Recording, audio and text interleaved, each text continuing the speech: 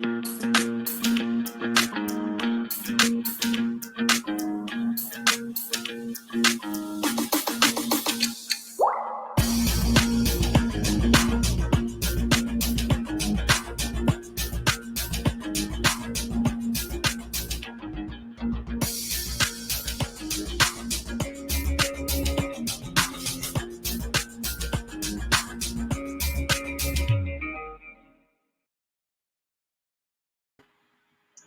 bien, bonjour à toutes et à tous.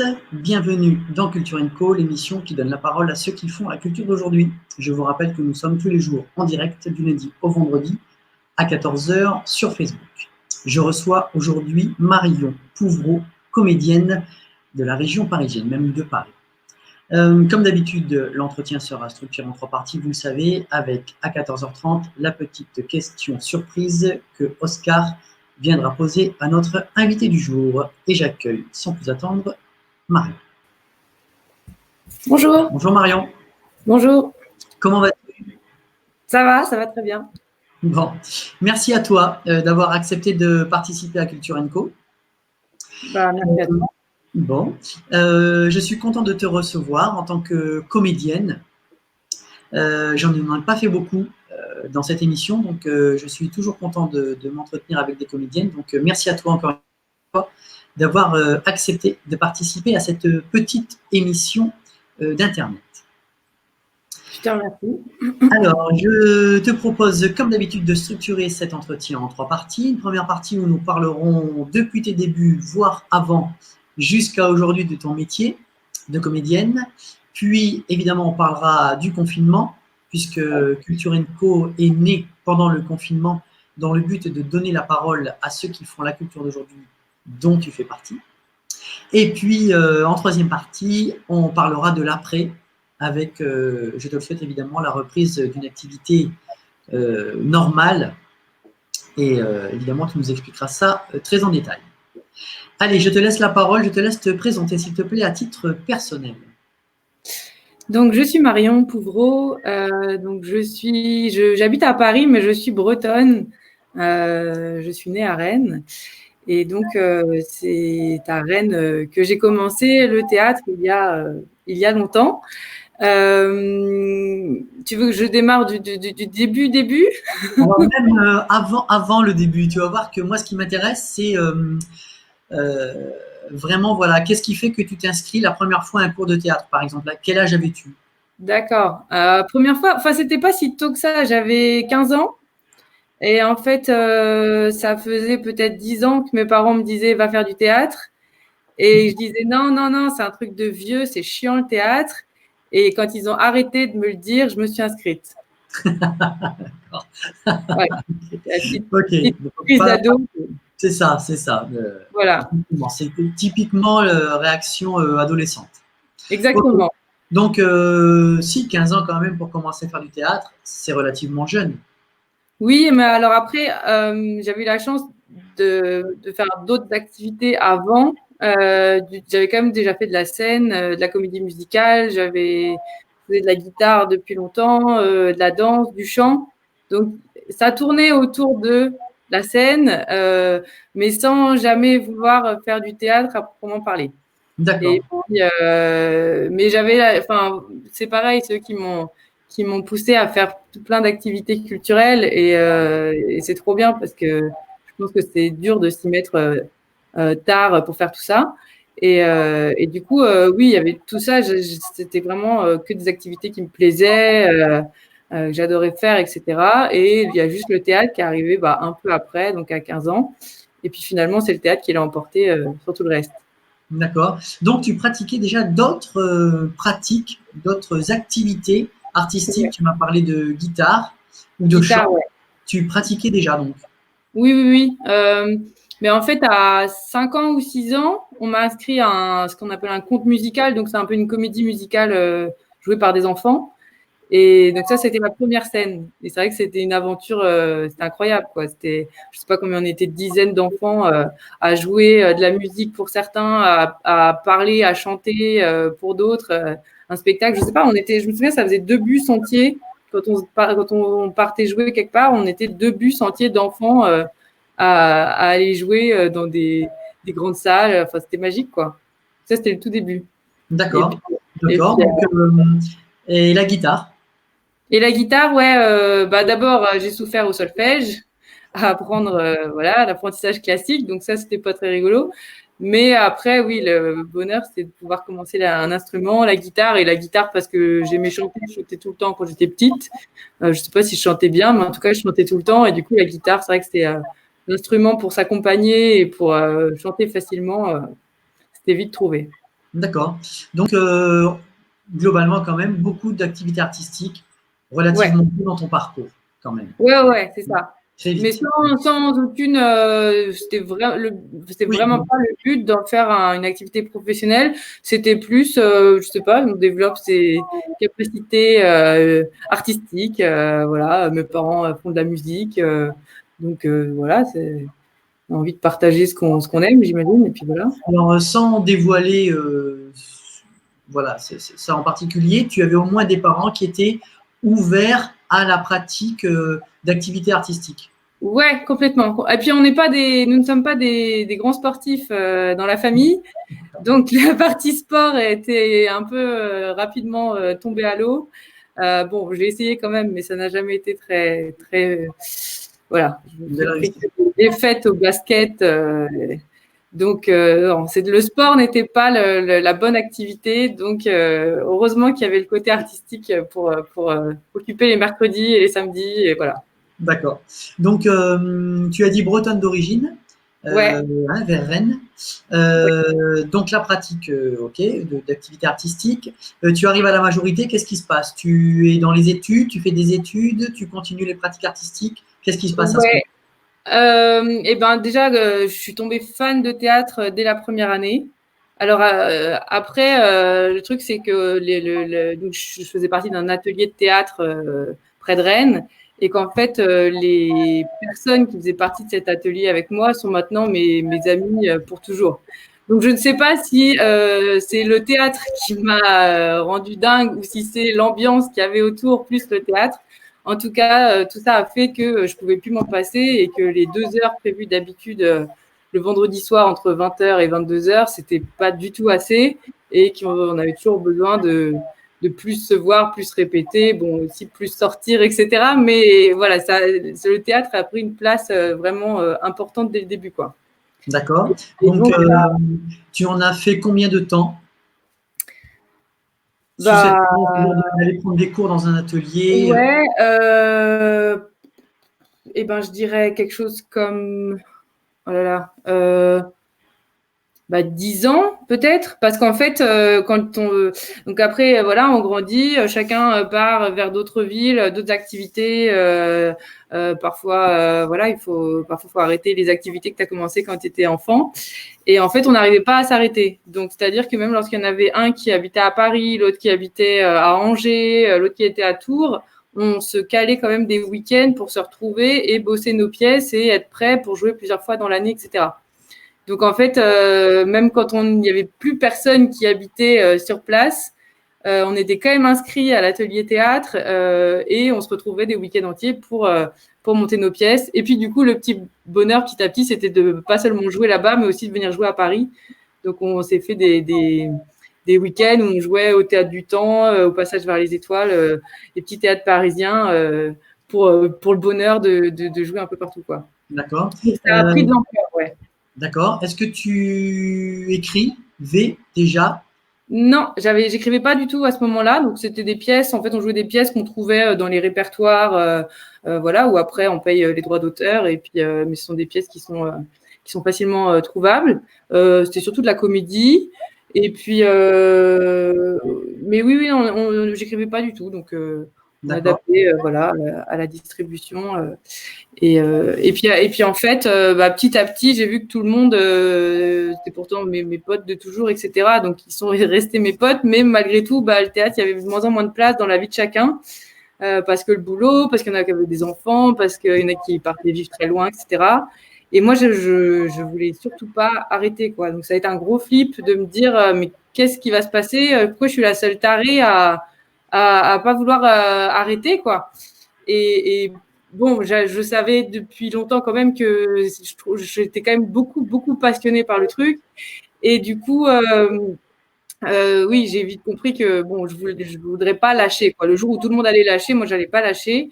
Et donc, pour pas me retrouver le bec dans l'eau avec plus personne, etc., j'ai commencé, en arrivant à Paris, à regarder les formations professionnelles. Donc, du type les cours Cochet. Je suis rentrée au cours Cochet en cours du soir, parce que du coup, moi, je bossais à côté en CDI la journée. Et du coup, je commençais à me former pour avoir une formation plus professionnelle et revoir complètement les bases du jeu. Parce que Ouais. Alors, tu arrives à Paris à quel âge? j'arrive à Paris à 24 ans. D'accord, Ouais. d'accord. Quand tu dis t'inscrire à des cours plus professionnels, on va dire, en quoi tu fais la différence entre ce que tu as déjà fait et ce que tu découvres à Paris avec les cours auxquels tu t'inscris? Ça, c'était la grosse question parce que quand tu as fait comme ça 7 ans de théâtre et qu'on te dit que ce que tu as fait, c'était pas pro, tu te dis, mais c'est quoi cette différence entre pro et amateur? Et au début, tu es limite vexé, quoi. Et en fait, oui. Alors, il y a quelque chose qui, je trouve, est assez vrai, c'est que quand tu fais des cours amateurs, quel que soit le niveau du cours, on t'apprend quand même souvent à jouer pour te faire plaisir toi. Tu apprends à ce que le groupe soit content de jouer ensemble, quoi. Alors que quand tu passes après en cours plus professionnel, c'est tu joues pour que le public c'est pour le public. Tu t'oublies complètement, voilà. Et c'est pas du tout péjoratif, hein, quoi que ce soit, mais moi, c'est la distinction que je fais un peu entre les deux D'accord. sur pourquoi à un moment, ça va devenir plus ou moins professionnel. Après, enfin, voilà, on peut placer le curseur où on veut là-dessus, mais c'est plus oui, quel est l'objectif final, en fait. D'accord. En Ouais. fait, si j'écoute ce que tu dis, la progression est quand même bien faite dans ton parcours. Parce que c'est peut-être plus facile même si toi tu as vite mordu au truc et que tu as été vite passionné, pour inciter quelqu'un, inviter quelqu'un à faire du théâtre, de dire bah écoute, prends du plaisir dans ce que tu fais, voilà, épanouis-toi sur scène, essaie de te retrouver, de te construire à travers ça. Et puis la deuxième étape, c'est de dire bah ok, maintenant il faut une certaine efficacité professionnelle, il faut vraiment que le public accroche à ce que tu fais. Là, je trouve que c'est quand même bien fait dans ton parcours. Ça, Et puis je suis pas sûre enfin comment dire, j'aurais peut-être pas accroché direct autant. si ça avait été directement rigoureux, très un peu violent parce que les cours ensuite faut être prêt à se prendre dans la gueule des remarques C'est ça. costauds, quoi. Ouais, Donc c'est plus une mise à nu. ouais, c'est ça, c'est plus une mise à nu, tu as beaucoup plus de remise en question, etc. Donc, faut être prêt à passer de ce Ok, côté-là, ouais. ouais. Et ça, d'ailleurs, je trouve que c'est un point que j'aimerais bien aborder avec toi, cette notion de je m'oublie. Et vraiment, bon voilà, moi, évidemment, l'acting, ça, c'est pas du tout mon domaine, donc vraiment, j'aimerais qu'on creuse un petit peu ça, à savoir s'oublier et tout donner pour le rôle. Ça veut dire il n'y a pas de limite. Vraiment, il faut s'oublier complètement. Faut vraiment, alors surtout quand tu prends des rôles que tu n'as pas écrits, euh, Mhm. il faut vraiment arriver à rentrer dans le personnage en disant ok, c'est plus moi, c'est le personnage qui doit être sur scène et que les gens doivent voir. Où est la limite là? Enfin, est-ce que tu peux un peu rentrer dans ce point-là? C'est vrai qu'il y a une espèce de magie les jours où tu te dis vraiment là c'était canon. Moi, quand ça se passe, je ne sais pas ce qui s'est passé. Enfin, tu vois, c'est un peu comme si une soirée, à la fin de la soirée où tu es un peu trop alcoolisé et que tu sais plus trop ce qui s'est passé, mais c'était une super soirée. Bon, bah, c'est un peu la même chose. Voilà. Et du coup, c'est un peu la même chose. Donc, oui, c'est comme si tu étais passé dans une autre dimension. Et donc, c'est ce qui fait aussi que tu peux pas te dire demain, je refais exactement pareil. Parce qu'en fait, t'as pas de tout, j'ai l'impression. Après, je pense que c'est très personnel, mais moi, pour ma part, c'est une espèce de lâcher prise qui fait que du coup, je ne peux pas me dire exactement ce qui s'est passé, quoi. D'accord, ok. Alors, Ouais. il y a quand même, j'imagine, beaucoup de travail, Ah oui. des années de planche. Pour le spectacle qui sera en cours, voilà, des répétitions, puis un travail même hors scène, hein, j'imagine. Alors, quand tu écris, d'écriture évidemment, puis après de rentrer dans le personnage, de le travailler, de le perfectionner, de l'évoluer, de le faire évoluer. Il y a évidemment tout ce travail qui est en amont aussi. Oui, bien sûr, ouais. En fait, cet état-là, il arrive en effet que si avant il y a eu du travail, qu'on a compris 1000 choses. Moi, je trouve qu'on s'inspire quand même pas mal de soi. Après, je joue beaucoup de choses que j'écris, donc forcément, il y a. Alors là, ça devient complètement, c'est complètement taré là-haut ce qui se passe, mais même sur des textes qui sont autres. C'est aussi intéressant de savoir qu'on met forcément des choses de soi et du coup, il y a des rôles qui nous vont mieux que d'autres et que le rôle va aussi être bien joué et touchant parce qu'on y aura mis quelque chose à soi, qu'on aura dévoilé quelque chose, quoi. Ouais. Ok. Non, j'insistais sur le fait, tu as oublié le terme de s'oublier un peu. Ouais. Et c'est vrai que des fois, on voit des artistes sur scène, surtout dans le comique, je vais dire, où vraiment il faut être capable de faire des choses où je dirais le ridicule ne tue pas. Voilà, Ouais. pour être clair. Où il faut vraiment s'oublier en se disant c'est ce qui se passe sur scène, c'est l'instant, il faut que ce soit efficace. C'est cet aspect un peu jusqu'au boutiste de la chose, je trouve, qui est peut-être pas facile à acquérir. En fait. Ouais, je pense qu'il faut accepter aussi. Moi, je pense que si j'en parlais l'autre jour avec un ami, à force d'écrire mes spectacles, je crois que j'ai une espèce de pudeur qui s'est installée et je sais que je pourrais pas comme ça me dire ok, j'accepte n'importe quel rôle. D'accord. Ouais, parce que je voudrais être sûre que justement ça me convient, le message qui est passé ou tu vois me convient et que ouais. Je suis pas assez habituée à accepter n'importe quel type Ouais, bien de sûr. rôle, quoi. Ouais, voilà. Alors, donc, Après, par exemple, ouais. oui, non, vas-y, finis. Moi, je dis là, par exemple, en ce moment, je travaille sur un Fedo. Donc, Fedo, c'est de la comédie, mais c'est de la superbe comédie. Et évidemment que ce qui va être drôle, c'est le ridicule et le personnage tout ce que subit le personnage. Et donc le texte, j'ai une confiance absolue dans le texte, évidemment. Et après, sur la mise en scène, oui, je pense que s'il y a un truc où je me dis, ah non, mais ça, je le sens pas, je vais pas le faire, quoi. Ouais, d'accord. Donc, Ouais. Donc, tu montes à Paris, tu prends des cours, Ouais. tu t'inscris en cours, voilà. À partir de quand, est-ce que c'était déjà le cas, tu commences à écrire tes propres spectacles? Alors en fait, donc les premiers cours, c'était les cours Cochet. Après les cours Cochet, donc on continuait encore à jouer à ce moment-là avec mes amis d'atelier breton. Et puis,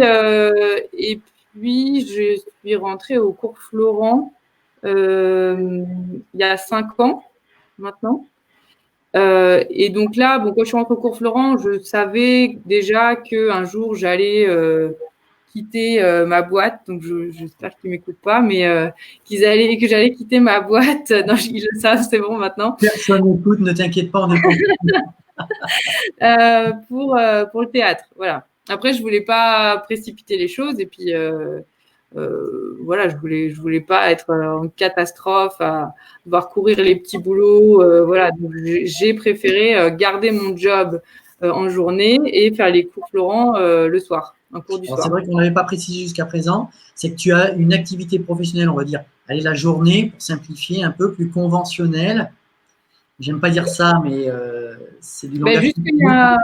Ouais, c'est ça. Enfin, j'ai arrêté il y a ça va faire 2 ans. Donc, jusqu'il y a 2 ans, en fait, j'étais chef de produit chez Sony sur les produits audio parce que voilà, j'avais fait des études de commerce, marketing, économie, voilà. Et j'étais très bien. C'est juste que j'espérais qu'un jour j'ai la niaque de partir pour avoir plus de temps pour le théâtre. Ouais. D'accord. Donc, je reviens sur ma question précédente. Ouais. Tu jouais encore avec tes amis bretons. Ouais. Voilà, mais quand même, à quel moment tu te dis je vais écrire mes propres spectacles? Eh bien, c'est au cours Florent, en fait, je suis rentrée directement en 2e année au cours Florent et notre prof avait des jours où il nous disait aujourd'hui, j'ai rien, enfin, pour demain, j'ai rien prévu, donc c'est vous qui me faites le cours, donc vous arrivez avec des propositions. Et en fait, je ne sais pas pourquoi, si j'avais dû commencer par un texte que je trouvais intéressant. C'était un article un peu déjanté que j'avais trouvé. Et j'ai eu envie de jouer cet article, mais du coup, j'avais besoin de le réécrire aussi pour l'adapter. Et ça a plu. Et en fait, ça s'est retrouvé dans mon premier spectacle. Donc, en fait, c'était sous les encouragements du prof qui m'a dit, mais ça, cette partie-là, c'est cool. Tu nous en écris d'autres régulièrement. Et puis, peut-être que bout à bout, ça fait un spectacle. Et en effet, c'est devenu mon premier seul en scène qui s'appelait On m'a parlé de vous et qui reprenait comme ça différentes théories sur les comportements entre les gens, donc de manière humoristique, etc. Mais où on apprenait des vraies théories de sociologie. D'accord. Alors, on m'a parlé de vous. On m'a parlé de vous, ouais. Tu as un site, donc on va en profiter. Donc voilà, donc l'affiche de ton premier spectacle, on m'a parlé de vous. Alors, donc tu écris. Ouais. Tu mets en scène. Je suis mise en scène. Donc, tu es mise en scène. ouais. Qui fait l'affiche? Pardon? Qui fait l'affiche? Qui fait l'affiche? Un ami qui est graphiste. S'est débrouillé. C'est ça ma question. Tu fais appel à quelqu'un pour faire l'affiche. Ouais. En fait, je me suis un peu entourée de mes amis chacun a ses petits dons, etc. Et donc, j'avais un ami qui était à la mise en scène, un ami qui a fait l'affiche, un autre qui m'a aidé sur la communication. Voilà, tout le monde était hyper partant pour lancer le projet. D'accord. Alors, parle-moi de ce premier spectacle. Tu le joues combien de temps? J'ai joué la dernière en janvier dernier. Et donc, ça faisait 3 ans. 3 ans que je le jouais. Ah ouais. Alors, comment ça se passe? Donc, tu écris un spectacle. L'écrire, c'est bien. Mettre en scène, enfin, se faire mettre en scène, c'est bien. Après, il faut trouver une salle. Il faut communiquer. Voilà. Comment ça se passe cette partie, on va dire, production, on va dire? Mais en fait, j'avoue, sur ce premier-là, j'ai pas trop fait exprès parce que je l'ai écrit. J'ai un très très bon ami qui m'a mise en scène et en fait, mon kiff, c'était de me dire, allez, on se fait 3-4 dates, on monte le projet, donc il fait la mise en scène, mais il m'aide aussi dans l'organisation, le choix de la salle, la régie, etc. Et donc, on se dit, allez, c'est un kiff, on fait 3-4 dates, on remplit la salle avec les potes et puis voilà quoi. On voyait pas du tout plus loin que ça. Déjà, on trouvait ça trop bien de se dire on monte un spectacle qui n'existait pas il y a quelques mois. Et en fait, donc on a fait les quelques dates et donc déjà ça a bien marché, donc on était très contents. Et en fait, j'ai participé à une sorte de scène ouverte près de Rennes, enfin à Rennes d'ailleurs.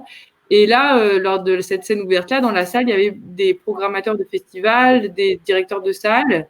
Et donc, c'est là où, après, donc ça a vraiment bien marché. Et j'ai eu des premières demandes de est-ce que tu serais intéressé pour venir jouer dans tel ou tel festival, dans telle salle, et combien tu vends ton spectacle, quoi. J'avais pas du tout prévu. Enfin, moi, je me rappelle d'un appel en urgence avec les potes en train de dire mais c'est quoi cette histoire de vendre un spectacle? Mais combien ça coûte un truc pareil? Mais vraiment pas prévu du tout, quoi. Et du coup, c'est parti de là, en fait. Donc, c'était cool. Donc, tu n'avais jamais envisagé cet aspect des choses?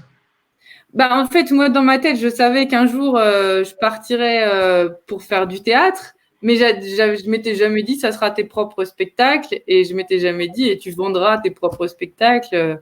Concrètement, j'avais pas du tout prévu ce qui allait se passer, quoi. D'accord. D'ailleurs, dans les formations que tu avais faites jusque-là, c'est-à-dire à la fois vers Rennes, ou à Rennes, puis à Paris, ce sont bien des formations théâtrales d'acteurs, pas de booking, production, billetterie, communication et tout ça. C'est vraiment uniquement axé sur je monte sur scène et je travaille un rôle où j'écris, je fais ça, la mise en scène, pas tout le reste en fait. Ouais, mais d'ailleurs, ça, je trouve que ça manque un peu. Enfin, après, ça dépend ce qu'on veut faire, mais moi qui suis pas du tout dans, comment dire, tu vois, je fais presque pas de casting, je je pousse mes spectacles. Donc, du coup, ça se rapproche en effet d'un métier de. C'est un peu comme si tu montais ta boîte, en fait, et tu vends tes produits. C'est ça. Ça, on ne nous l'apprend pas du tout en école de comédien. Moi, j'ai eu la chance d'à côté faire des écoles de commerce et des études en économie et en communication. Donc, c'est ça, en fait, qui fait que j'aime aussi faire les deux. Mais c'est vrai que sinon, à l'école, non, je crois qu'ils en ont un peu plus mis au programme, mais c'est dommage parce qu'en réalité, on passe notre temps à essayer de se vendre. Donc, je pense que c'est important. Hein. Ok. Donc, je traduis.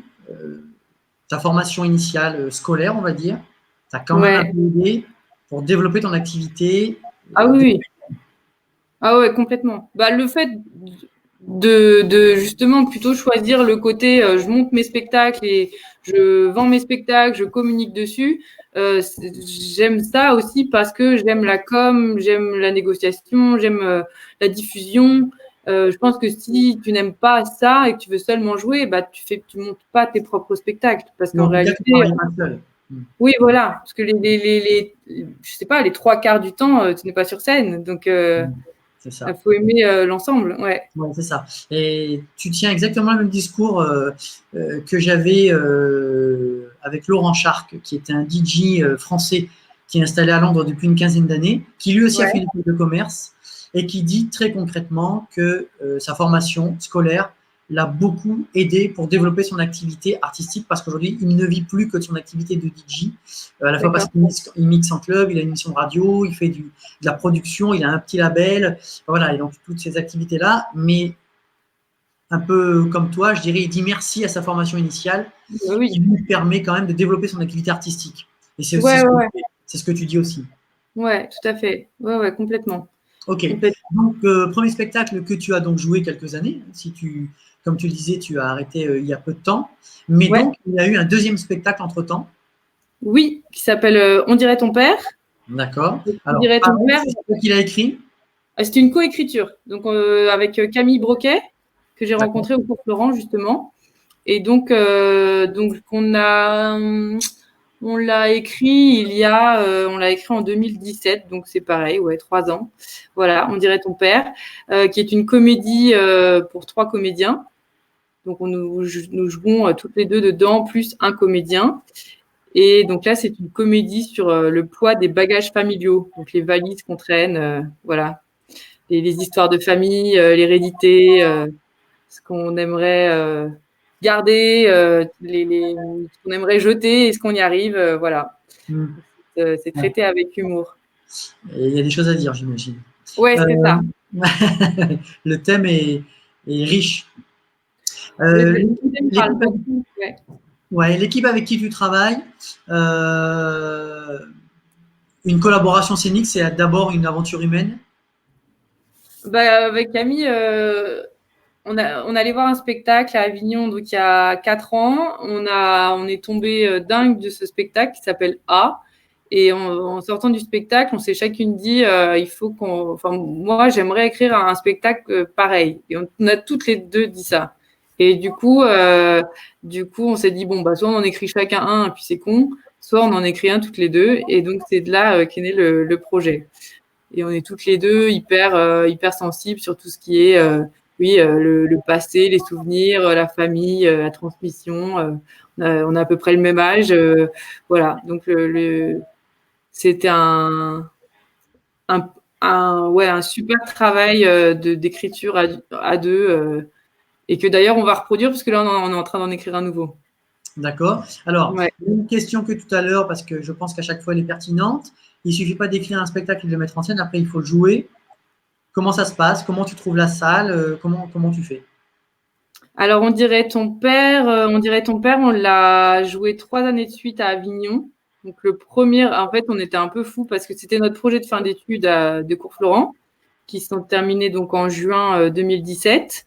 Normalement, à la fin, tu joues 2 fois ton spectacle ou 3 fois, je ne sais plus. Point. Et en fait, nous, il y avait ces 3 fois-là. Et en fait, 2 semaines après, on partait à Avignon avec ce spectacle. Donc, on avait prévu qu'on n'allait pas juste faire la fin d'année scolaire avec le spectacle, mais carrément d'aller à Avignon avec. Et donc, à Avignon, la première année, comme le spectacle était tout neuf, tu peux même pas montrer une captation, etc. Donc, c'était un théâtre qui n'était pas trop chiant niveau sélection. Et puis après, le but, c'est d'avoir l'année d'après, on a eu donc le théâtre de la Tache d'encre, qui lui, évidemment, regarde ce qu'il programme et qui était très très intéressé par le sujet.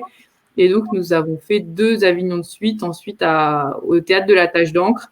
Et comme tu dis, le sujet, il parle énormément.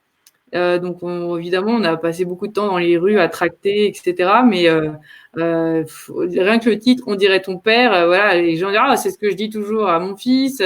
Tiens, bah regarde, chérie, machin. Enfin, ça faisait des réactions dans tous les sens. Et du coup, on a eu du monde à chaque fois à Avignon. D'accord. Alors, 2 questions par rapport à ce que tu viens de dire. Il existe beaucoup de festivals de théâtre. Alors, même si je m'attends à ta réponse, pourquoi Avignon? Alors, il existe beaucoup de festivals de théâtre, oui. Après, en général, un festival de théâtre, c'est comme jouer dans une salle ou quoi que ce soit. Tu viens pour jouer une fois ou 2 pendant la programmation et le festival, il s'étire sur peut-être, allez, maximum 4 jours. Comme ça souvent. À Avignon, c'est différent. À Avignon, tu vas à Avignon dans l'objectif de vendre des dates. C'est-à-dire que Avignon, c'est un peu comme le salon de l'agriculture du théâtre, quoi. C'est-à-dire que tu montes ton spectacle et tu as les programmateurs qui viennent, les directeurs de théâtre qui viennent. Et s'ils aiment ton spectacle, ils te proposent de venir jouer après dans leur salle, justement dans d'autres festivals, voilà. Donc ça, c'est l'objectif d'Avignon.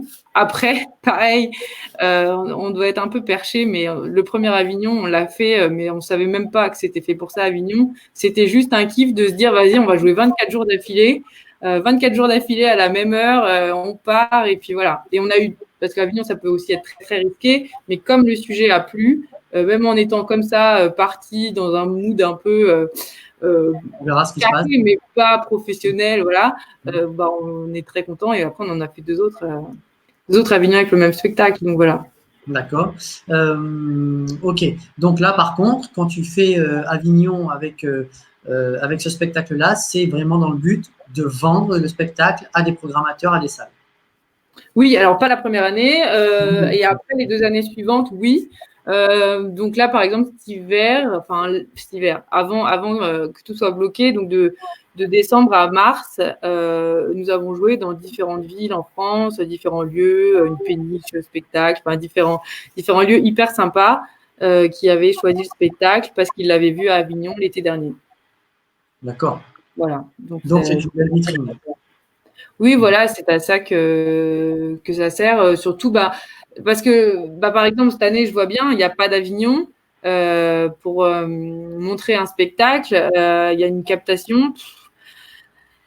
Personnellement, le théâtre filmé, j'arrive pas à regarder. Donc, je me dis, les pauvres qui doivent se taper les captations. Donc, voilà, ça sert à ça. Ça sert à ça. C'est par exemple… Hein ? C'est un art vivant. Ouais, c'est ça. Et n'importe où, lorsque je vais jouer quelque part, j'invite les pros du coin pour qu'ils voient le spectacle en vrai. Donc, Avignon, c'est un peu la même chose, sauf que là, tout le monde se rassemble au même endroit pour voir le spectacle. Et puis, c'est aussi au-delà du fait de vendre des dates. Alors, moi, j'adore en plus le kiff de faire un mois non-stop, de jouer tous les jours, d'être dans on vit théâtre, on mange théâtre, tout est dingue. Donc, moi, j'adore. Je sais qu'il y en a qui n'aiment pas du tout, mais moi, j'adore ce truc. En fait, ça va beaucoup me manquer. Et en plus, c'est un espèce de gros challenge parce que comme on sait que ça va être très rude, il y a quand même 1700 spectacles par jour. Comme on sait que ça va être très, très rude, il faut être carré sur tout. Et du coup, c'est un super travail pour être carré sur la com, en fait.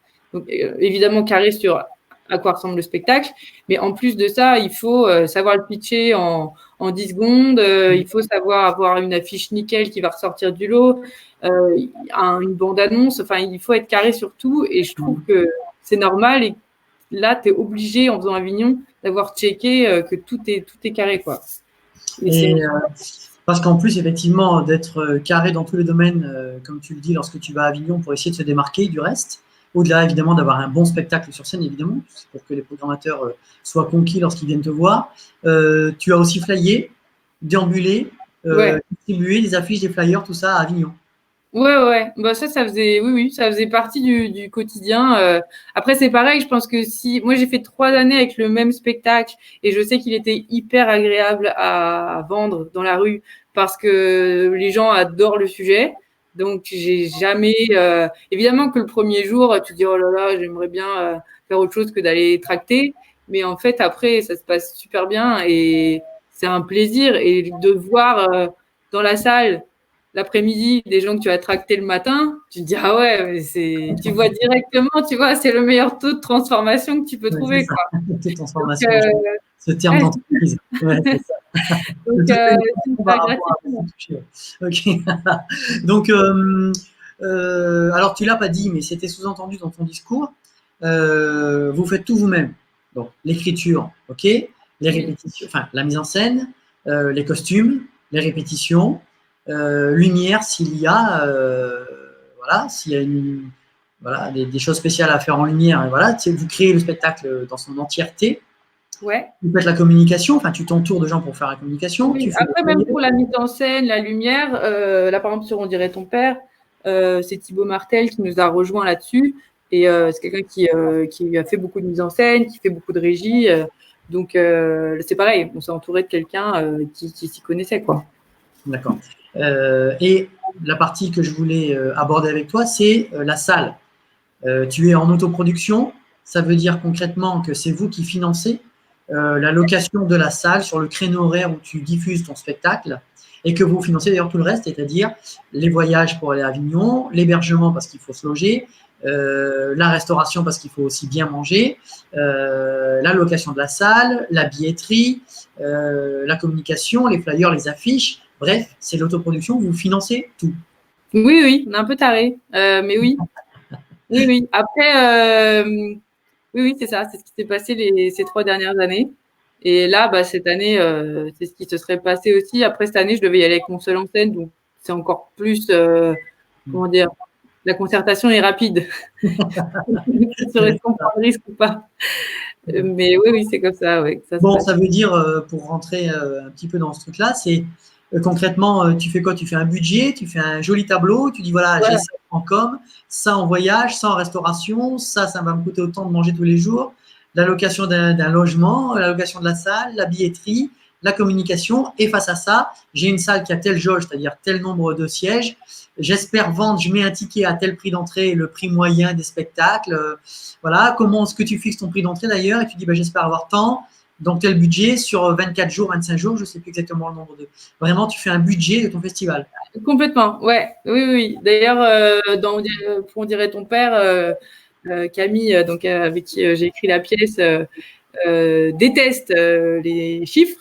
Et donc elle était bien contente que tarée que je suis, moi, Excel, j'aime bien. Donc c'est ça, c'est un budget, un tableau, un budget figé, un budget évolutif. Il y a différents tableaux, mais pour voir, bah oui, quel est l'objectif et pour que même pendant le mois d'Avignon, on sache à quel moment, où est-ce qu'on en est, quoi, par rapport aux prévisions, etc. Ouais, c'est ça. C'est-à-dire qu'il y a un prévisionnel et puis après, tous les jours, tu rentres tes recettes ou pas d'ailleurs. Et puis, tu ajustes ton budget au fur et à mesure que les jours avancent sur le festival. C'est ça, ouais. Bon. Et ouais. C'est pour ça que je te dis qu'il faut aimer faire tout ça. Moi, je suis trop contente parce que c'est des choses que je trouve hyper intéressantes et j'aime pas naviguer à vue, donc j'aime bien voir où je vais. Toi, tu étais déjà habitué à ça. Et puis, donc, le fait de le maîtriser, ça te donne peut-être un peu d'assurance. Tu sais où tu vas, tu sais mieux où tu navigues, comme tu le dis. Tu vas pas. Ouais, c'est ça. Oui, puis tu l'appliques à quelque chose qui te plaît. Tu l'appliques au fait de pouvoir faire en sorte que ton spectacle marche. Donc, c'est hyper intéressant à suivre. Et que si ça marche pas, d'ailleurs, bah, c'est pareil. C'est à toi de trouver pourquoi et comment faire. Enfin, oui, tu mènes ta barque, quoi. Alors, en 2 mots, comment s'est passé ce festival d'Avignon? Est-ce que tu en es le dernier que tu as fait? Est-ce que tu en es reparti satisfaite, repu? Est-ce que le taux de remplissage t'a convenu? Est-ce que c'était plutôt faible? Est-ce que c'est plutôt plein? Voilà, quel a été le bilan? Alors, celui de l'année dernière, on a eu, pardon, ça sonne, mais ça va s'arrêter. L'année dernière, on a eu un très bon taux de remplissage. On a eu énormément de public, ce qui fait que même niveau tractage, on a pu lever le pied assez vite. Ah oui. Ouais. Après, je pense aussi que le fait d'être là pour la 3e année, et on n'a pas hésité à le dire sur les affiches, ça rassure les gens. Parce que c'est vrai qu'à Avignon, il y a tout. Et du coup, de te dire, bon, ça fait 3 ans qu'ils viennent, c'est quelque part, ça a quand même marché. On n'est pas complètement taré. Si ça marche pas, on revient pas, je pense. Donc, je pense que ça rassure. Le sujet qui marche. Aussi, à force de jouer, tu as des articles qui tombent et du coup que tu mets en avant et qui rassurent aussi les gens. Tu as de plus en plus de critiques sur des sites comme Billets Réduits qui rassurent aussi les gens. Voilà, il y a plein de choses qui rassurent les gens et qui font que petit à petit, ils te font confiance et ils viennent voir ton spectacle, quoi. D'accord, ouais, donc c'est plutôt une réussite, hein, parce que j'en connais qui finissent pas le festival et qui partent avant la fin parce qu'au bout d'une semaine, ils disent on n'a plus de budget et il faut rentrer, quoi. Ouais, c'est sûr que oui, il y a des scénarios pas du tout réjouissants. Plus catastrophique que ça. Ouais. Bon. Et après, au niveau des professionnels, on a eu beaucoup de professionnels à venir nous voir, beaucoup de très bons retours. Après, le jeu, c'est, même si tu as des bons retours, combien concrètement tu arrives à avoir de dates après, c'est vrai que ça peut être un peu difficile parce qu'il faut aussi rentrer dans la ligne artistique des spectacles. Je sais pas, je vois des théâtres qui avaient adoré, même qui étaient sortis en pleurs parce que c'était drôle et émouvant, mais qui disaient mais moi je ne peux pas faire rentrer ça dans ma ligne artistique parce que mon public il veut que de la grosse comédie et ils vont pas venir ou ils vont pas. Enfin, c'était plus ils vont pas venir parce qu'après une fois qu'ils sont dans la salle, c'est bien aussi de surprendre le public, mais c'était plus je vais pas arriver à les faire venir. Et donc, il y en a qui ont pris des risques dans des salles où nous avons joué début 2020. Il y a des salles qui ont pris le risque de se dire on dévie un peu de notre ligne artistique. Et je crois qu'ils sont contents puisqu'il y avait du monde à chaque fois, c'était rempli à chaque fois. Mais il y en a où voilà, ils disent non, mais moi je sais que mon public il va pas me suivre sur ce genre de spectacle. Donc, en plus, il suffit pas juste de plaire, il faut qu'en plus ça matche avec leur ce qu'ils ont décidé de programmer et le public qu'ils ont, quoi. Ah oui, ligne éditoriale de la salle. C'est ça. Alors, nous avons dépassé largement l'heure à laquelle nous étions censés passer en deuxième partie confinement, mais c'est pas grave. C'est qu'il y avait des questions, il y avait des choses à dire, et il y en a encore d'autres, parce que j'ai encore des questions à te poser, évidemment. Mais quand même, le rituel de la question d'Oscar, tu ne vas pas y échapper. Alors, Oscar et Poulette n'ont pas pu être là aujourd'hui, mais elle a quand même voulu enregistrer sa question avec Oscar. Donc, je te laisse avec sa question le temps de te la porter.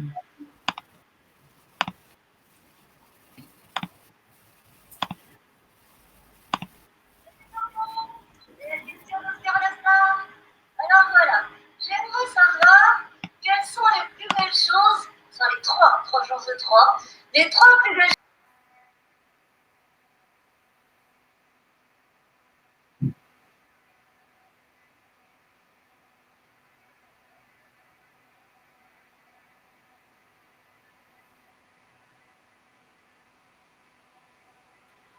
Alors, je n'ai pas entendu. Ça a coupé après le. Alors, la question c'était quels sont les trois faits marquants, les plus marquants dans ta carrière qui t'ont laissé un bon souvenir, en tout cas jusqu'à aujourd'hui. Alors, trois, ça peut être un, ça peut être deux. Trois, ce serait bien, mais bon, voilà. En tout cas, les faits qui t'ont laissé le plus gros souvenir, qui t'ont dit waouh, voilà. Ah ouais, là comme ça, c'est pas facile. Si j'en ai un qui me vient en tête, c'est peut-être un peu cucu, mais à la première de mon premier seul en scène, donc à la première dont on m'a parlé de vous, en sortant de scène, donc d'abord je suis allée m'accroupir dans un coin en me disant mais qu'est-ce qui vient de se passer? C'était vraiment, je savais pas ce qui vient de se passer, et je suis sortie d'après voir le public et j'ai vu mon père avec les larmes aux yeux et ouais, ça c'était waouh, ça c'était un sacré moment.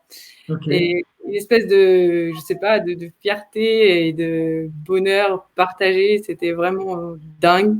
Donc après, moi j'y attache beaucoup d'importance. Donc ouais, c'est un super moment.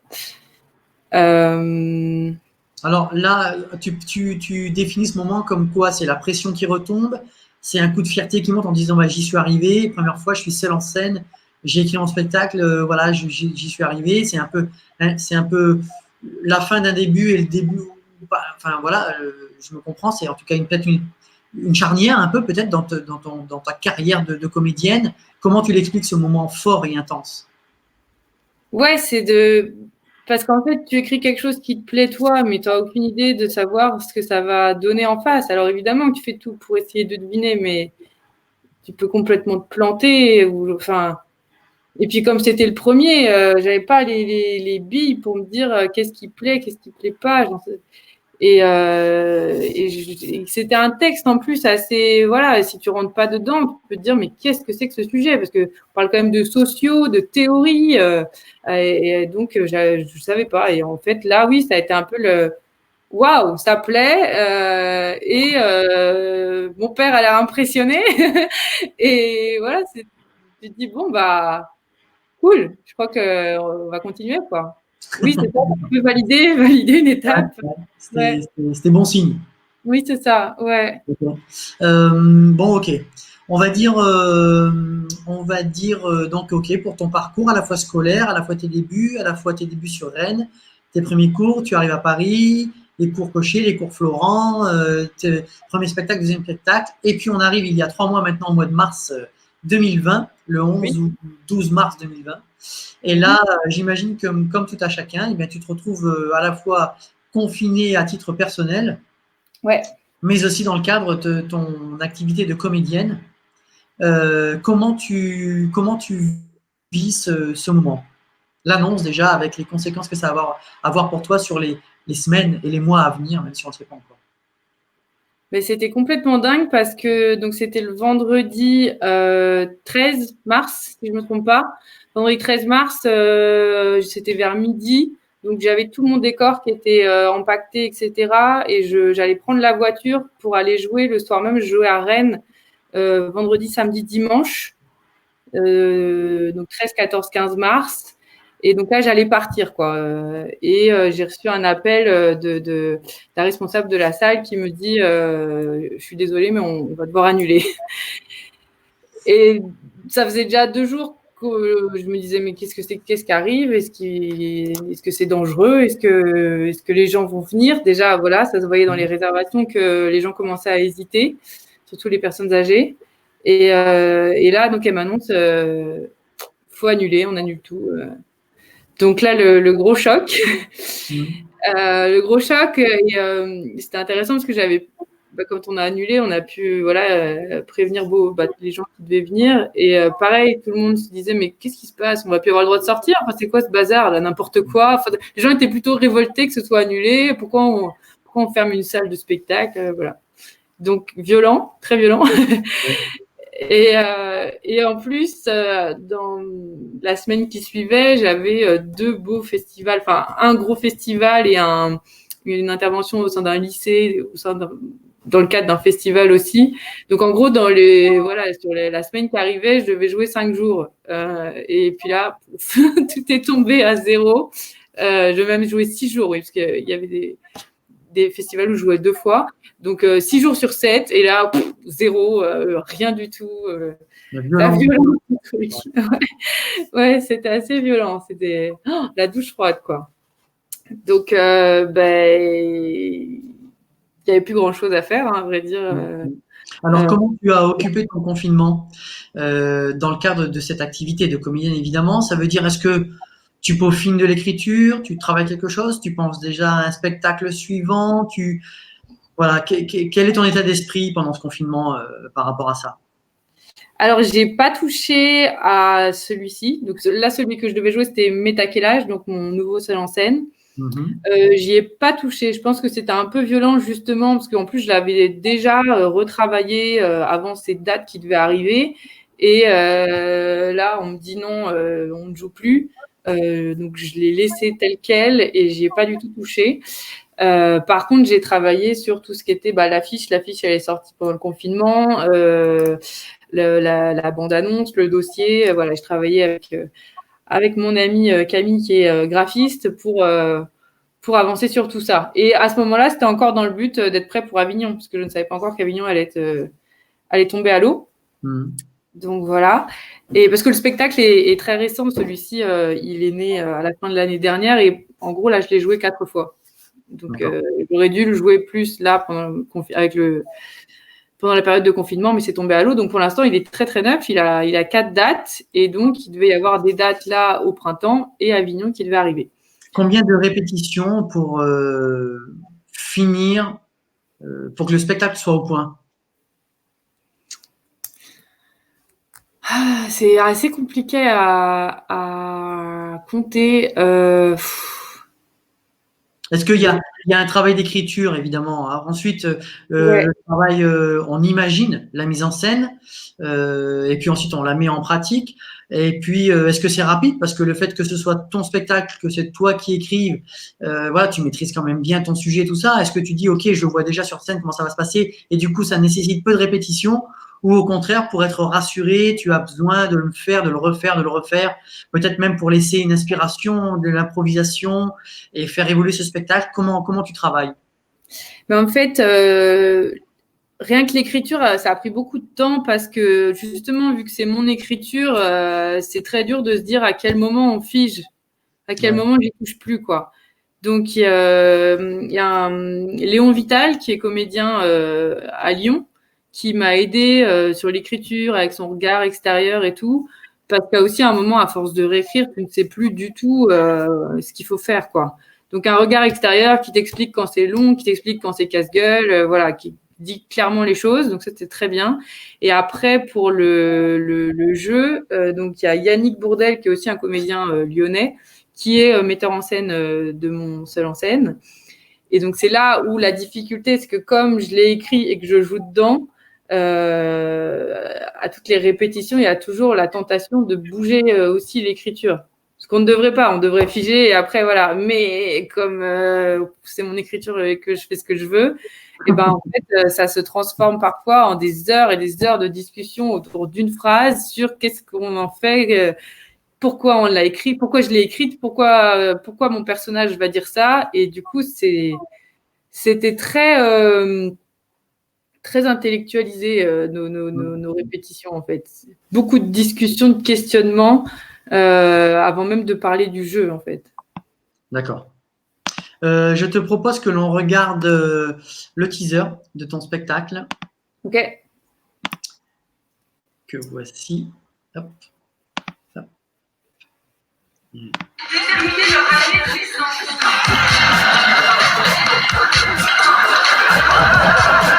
les petits jeunes. Ah, ils sont jamais dit qu'ils sont les vieux. Mais c'est ça.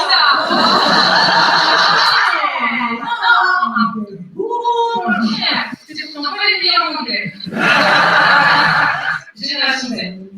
La génération Z est très sûre d'elle. C'est quoi ça, tant que vous êtes dans les couches? Est-ce qu'après un accident de voiture, on vous dit à quand le prochain, quand t'as le bras dans le plâtre?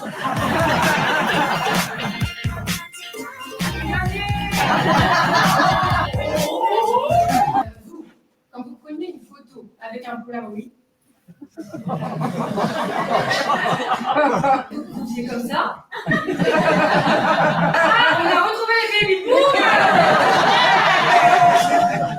Je fais mes séances de méditation sur le petit bambou. Quand avant d'être sénile, la jeunesse était primaire, on n'est pas encore cité sous terre.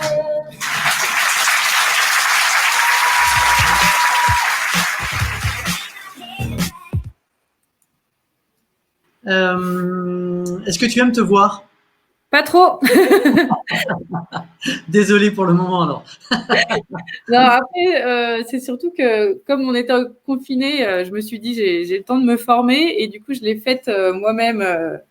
J'ai fait moi-même le montage, etc. Donc je l'ai vu je ne sais pas combien de centaines de fois. Je l'ai connu par cœur. C'est ça. Les moindres détails. Ouais. Bon, en tout cas, tu es contente du résultat.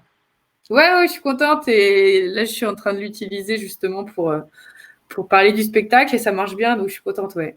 D'accord. Ok. Travailler seul en scène, c'est une fin en soi. Est-ce que tu penses que tu recollaboreras avec des gens sur scène ou vraiment tu as envie de partir sur un spectacle, je ne sais pas si c'est du one-man show, mais en tout cas, un spectacle où tu es seul en scène? J'ai envie de faire les deux. Donc là, j'ai Metaquelage qui, je l'espère, va me prendre du temps. Enfin, voilà, va beaucoup tourner. Il y a beaucoup de dates à arriver sur l'automne, donc je suis contente D'accord. pour Metaquelage. Mais je veux pas faire que du seul en scène. Et donc là, on est en train d'écrire un nouveau spectacle avec Camille Broquet, avec qui j'ai écrit On dirait ton père, et une troisième personne qui s'appelle Clarisse Chenu. Et donc, toutes les trois, on est en train d'écrire une nouvelle pièce. On en est au peaufinage d'écriture. Donc, on a tout écrit pendant le confinement, en visio, toutes les trois. Et donc, pour un spectacle qui sortira cet hiver. Donc là, ça sera aussi pour un trio de comédiennes, cette fois, 3 femmes. Donc, oui, le but, c'est de faire des deux, quoi. Du seul en scène pour certains sujets et de la comédie à 3 ou 2 en fonction des sujets, voilà. Ouais. Je rebondis sur quelque chose que tu as dit tout à l'heure et puis on est parti sur autre chose, donc j'avais zappé la question. Tu as parlé que certains théâtres qui venaient te voir en représentation disaient « Eh ben non, c'est super, mais je peux pas mettre ça chez moi ». Ouais. Et tu l'as aussi dit lorsque tu cherches une salle sur Avignon pendant le festival où certains théâtres ne sont pas trop regardants sur qui loue, d'autres en revanche sont plus regardants sur les spectacles. Ouais. Parle-moi un peu de cette sélection des salles ou des théâtres lorsque toi tu prospectes concrètement, tu décroches ton téléphone en disant voilà, j'ai un spectacle, est-ce que je peux venir le faire chez vous? Comment ça se passe? Oui, en fait, tu vends ton spectacle, donc c'est là où il faut que tout soit carré. Alors parfois, le spectacle est à peine terminé quand tu t'occupes déjà d'Avignon de l'année d'après. Mais oui, il faut que le sujet parle, faut que tu montres que tu as les épaules pour porter le projet, que tu sais où tu vas, que l'équipe est déjà constituée. C'est bien de parler de ce que tu as fait avant pour donner confiance. Et après, oui, tu as des types de spectacles par type de théâtre, en fait. Bon, Donc, bien sûr. ce qui est normal. Enfin, voilà. Oui, c'est ça. Mais de toute façon, c'est pour la bonne raison, parce que au final, ce qu'on veut tous, c'est qu'il y ait du monde dans la salle. Donc, le public, c'est pareil. Il va aller voir, il a ses théâtres chouchous où il sait qu'il sera jamais déçu, où il acceptera parfois de prendre des risques, parce que d'habitude, il est toujours content d'aller voir des spectacles dans ces salles-là. Donc, moi, je trouve ça complètement normal qu'il y ait une sélection ou qu'il y ait heureusement, quoi, qu'il y a un travail de fait sur à quoi va ressembler la programmation. Ok. Un peu en parallèle de ça, c'est-à-dire que quand tu appelles des salles, certaines te disent oui, d'autres non. Il y a beaucoup d'acteurs, beaucoup de comédiens, beaucoup de gens qui pratiquent cette activité. Je ne veux pas dire qu'ils veulent en faire leur métier parce qu'on peut très bien le pratiquer de façon très qualitative et être bon dans ce qu'on fait, sans en être complètement professionnel, on va dire. Ce qui fait que ça a fait beaucoup de monde sur le marché, parce que c'est un marché, hein, enfin, appelons les choses par leur nom. C'est compliqué, non? Parce que, en plus, tu l'as dit, tu travailles seul, tu n'as pas d'agence, pas d'agent, pas de booker, pas de manager. Tu n'es pas entouré professionnellement, à part artistiquement, metteur en scène, coécriture, etc. En revanche, pour tout ce qui est administratif et commercial, tu es seul. C'est compliqué quand même, non? Je sais pas, moi, ça me plaît. J'ai un peu l'impression de fonctionner comme si je montais ma boîte ou je lançais, oui, c'est ça, une start-up. Une start-up, ouais. Du coup, ça me plaît. La question que je me pose, c'est à partir de combien de temps tu t'épuises? Je me dis peut-être qu'un jour, ça t'épuise. Mais non, je trouve ça hyper stimulant. Et le fait de savoir qu'il y a du monde, je pense que la seule bonne réaction, c'est de se dire, faut travailler, quoi. Toujours avoir un temps d'avance, toujours créer, jamais s'arrêter. Comme là, le confinement, c'était une super période pour créer, pour avancer sur des projets, pour réfléchir à des nouveaux projets. Donc, oui, il faut toujours avoir des créations dans sa besace et puis travailler pour que le rendu soit bon.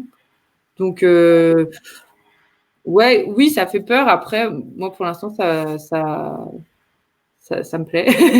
Ok. C'est stimulant, quoi, en fait. Tu te dis, Ouais, bah, d'accord. Toi, ouais, tu vois cette partie, on va dire, non artistique comme un challenge dans lequel tu t'épanouis aussi.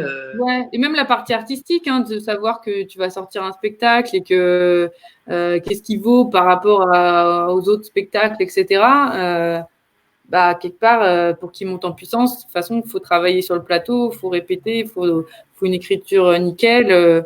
Donc, c'est pareil, ça va être que du travail qui va faire qui va être bon, quoi. Après, je Mm. pense qu'il y a une part de chance quelque part, mais bon, ça, on peut pas y faire grand-chose. Donc, autant travailler sur ce qu'on peut, agir sur là où on peut agir, et c'est que du travail, je pense, ouais. Ouais, alors voilà, après, d'autres disent qu'il n'y a pas de chance, hein. Il y a des opportunités, du travail, des rencontres, du réseau. Euh, voilà, et tout ça, c'est peut-être un peu ça la chance, hein. C'est peut-être le cumul de tout Oui, ça qui fait que tu augmentes aussi tes chances de réussite.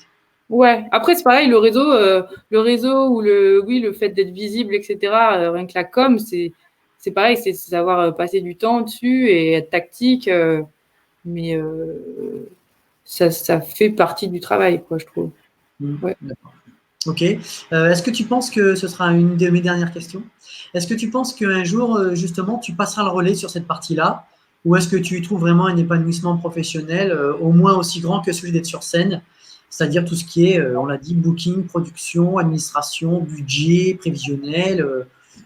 Voilà. Est-ce que tu penses qu'un jour, tu aimerais passer la main ou pas, d'ailleurs? Comment tu te vois projeté dans cet aspect des choses? Bah, en fait, si par exemple j'intègre un projet en tant que comédienne seulement, même si j'aime pas dire seulement parce que Mm. c'est un énorme métier, mais si Ouais. voilà, hop, ton but c'est de jouer, point. Eh bien, évidemment que je vais pas mettre mon nez dans le reste, etc. et que ça me conviendra comme ça. Là, actuellement, sur les pièces de Fedo que je suis en train de travailler, c'est le cas. Je suis comédienne et je ne gère absolument rien d'autre. Mm. Bon, bah voilà, très bien. Après, si c'est un projet que j'ai écrit, passer la main, je pense que ça vaudra le coup le jour où ça me prendra trop de temps et que du coup, imagine si ça me prend du temps et que du coup, je peux pas assez jouer. Là, oui, il faudra passer la main. Mais ouais, je pense que ce sera plus une question de temps qu'autre chose. D'accord. Ouais. Une question quand même sur des collaborations. Alors, j'ai compris que tu travailles avec des gens que tu connais, avec qui évidemment tu t'entends bien, il y a des vraies affinités. En revanche, je ne sais pas moi, est-ce que tu aimerais travailler avec quelqu'un qui a une notoriété certaine? Est-ce que c'est quelque chose qui t'a déjà passé par l'esprit? Est-ce que tu dis, tiens, je ne sais pas, j'écris ça par exemple, ou même pourquoi pas le proposer à quelqu'un d'ailleurs. Pour l'instant, tu n'écris que pour toi ou en écriture collective, mais en tout cas, tu t'intègres toujours dans tes projets. Est-ce que Ouais. tu as déjà pensé à dire, j'ai un spectacle, je vois bien, je ne sais pas moi, n'importe qui, une actrice, Juliette Binoche, Julie Depardieu, je ne sais pas qui, jouer ce que tu écris ou toi jouer avec? Est-ce que c'est quelque chose que tu as déjà réfléchi ou pas du tout? Non, j'ai pas. euh, En fait, après, le truc, c'est que tu passes dans une autre dimension où il faut trouver un producteur pour produire tout ça. Et là, pour le coup, c'est aller dans une direction que j'ai pas trop envie, c'est-à-dire de vendre, d'être juste. Alors, si je joue pas dedans, ça veut dire qu'en plus, tu es côté production, mais tu es plus côté artistique. Et ça, moi, c'est pas du tout mon but.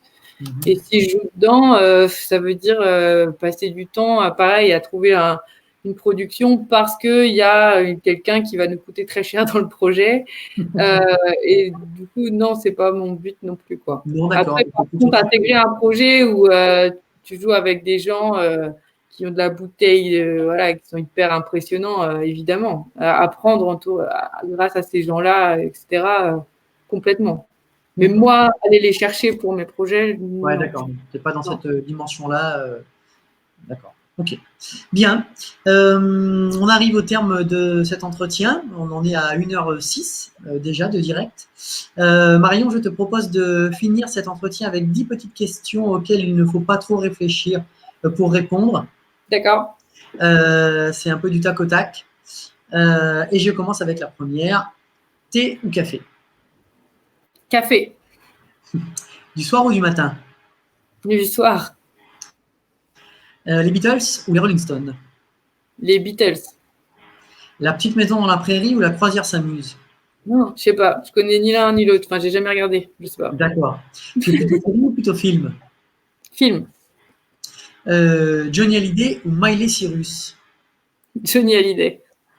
Tu es plutôt beurre ou margarine? Beurre, mais salé. D'accord. La mer ou la piscine? La mer. Brad Pitt ou Alain Delon? Brad Pitt. Ok. Et enfin, Culture Co ou Vivement Dimanche? Mais Culture Co, évidemment. Je ne désespère pas que quelqu'un me dise Vivement Dimanche. Bon, merci Marion, en tout cas, d'avoir participé à cette émission. Merci beaucoup. Merci. Mais je t'en prie, c'était vraiment un plaisir de m'entretenir avec toi pour mieux connaître ton parcours, ton métier et puis tes envies sur tes projets à venir. Je rappelle à ceux qui nous suivent que nous sommes en direct tous les jours du lundi au vendredi, mais que nous arrêtons cette première saison lundi 6 juillet et que nous finirons cette première saison avec un invité que je vais définir de marque puisque ce sera Jacques Attali, homme de culture, qui se présentera comme tel lors de cet entretien. Et puis nous reprendrons évidemment en septembre, à peu près mi-septembre, la deuxième quinzaine de septembre, notre émission quotidienne. Merci Marion, je te souhaite une bonne continuation à toi et puis au plaisir de se croiser sur Paris, sait-on jamais. Merci beaucoup. Au revoir. Au revoir.